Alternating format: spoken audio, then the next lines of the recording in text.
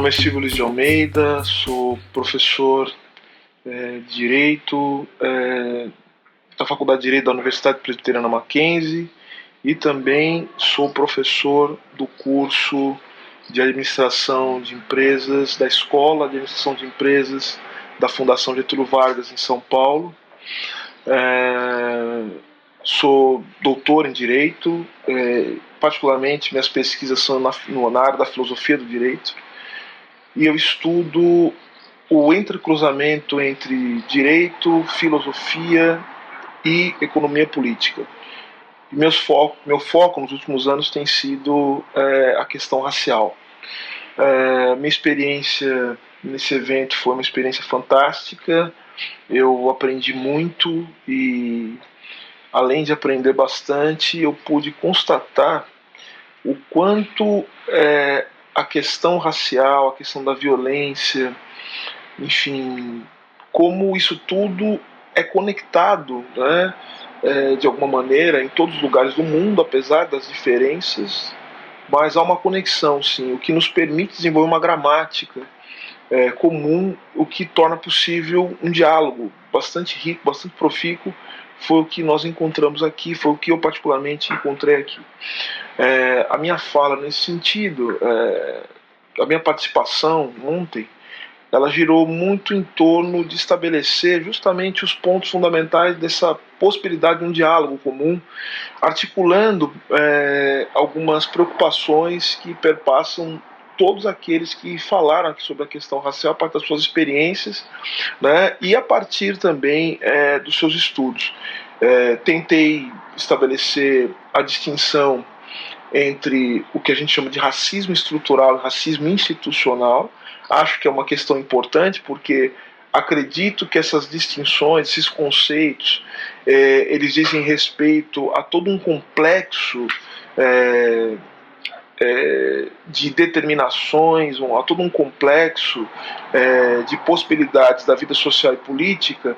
E quando você usa um conceito como esse, você está articulando uma série de visões de mundo e que não dizem respeito apenas àquele conceito, àquela realidade, àquele fenômeno conceito que é representar. A gente está falando de algo muito maior. A gente está falando, portanto, de uma série de concepções de mundo, uma série de possibilidades teóricas e, portanto, essa questão da definição conceitual para mim parece bastante importante, justamente para que a gente possa unificar essas experiências e levar as experiências das outras pessoas como parte de algo importante para a própria articulação das nossas lutas e também dos nossos processos de conhecimento. Uma outra questão também que para mim pareceu muito evidente, no encontro que reúne pessoas que não são apenas estudiosas da questão racial, mas que também carregam no seu corpo a experiência da racialização, foi justamente falar da questão da representatividade. E essa questão da representatividade é muito importante porque a representatividade, assim como a fixação na identidade, sem entender que a identidade é parte de um processo social que envolve economia, política, direito, que envolve o próprio fluxo diaspórico, vamos colocar dessa maneira, pode ser uma armadilha muito grande, né, porque pode nos levar justamente a compactuar com as coisas que nós queremos enfrentar, ou seja, a gente acaba muitas vezes ficando no campo da representatividade e no que a gente pode falar de política de identidade, justamente articulando toda a nossa luta a partir de um lugar que foi produzido por um mundo que a gente quer transformar,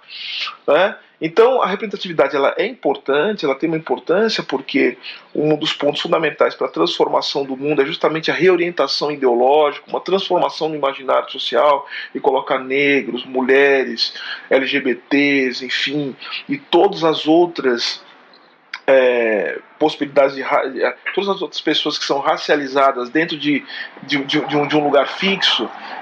Então você fala de representatividade, você muitas vezes mudar esse lugar em que as pessoas foram colocadas dentro do imaginário é importante, mas essa representatividade ela tem que ser articulada com um processo de transformação das próprias estruturas sociais que tornam possível a construção de uma identidade. Então, a luta pela transformação